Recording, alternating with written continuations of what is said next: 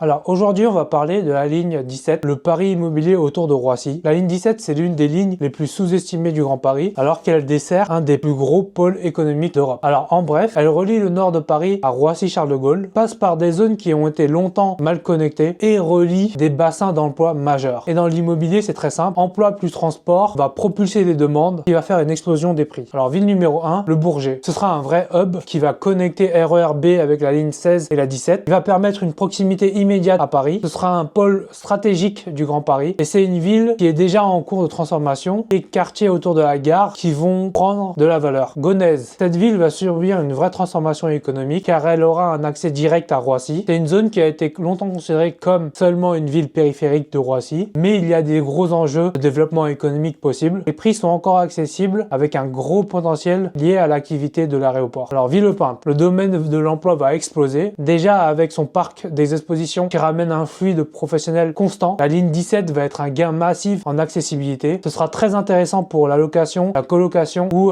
des jeunes actifs. Pour finir, Tremblay en France, plus du long terme. C'est une ville qui est très sous-cotée, qui est à proximité immédiate de Roissy, qui va subir directement l'impact de la ligne 17 sur l'attractivité. Les prix sont encore très bas, mais ils vont subir une valorisation progressive. Alors la ligne 17, pourquoi ça va faire évoluer les prix? Parce que déjà, l'aéroport international qui équivoque à des emplois stables, il va proposer un temps réduit de trajet sur l'ensemble du territoire, sans compter les futurs projets urbains et économiques qui vont se développer, ce qui va attirer énormément de potentiels nouveaux actifs. Ça va créer une valorisation qui va augmenter sur le long terme. La ligne 17, c'est un pari sur le long terme, très lié à l'emploi et aux infrastructures. Et vous, qu'est-ce que vous y en pensez?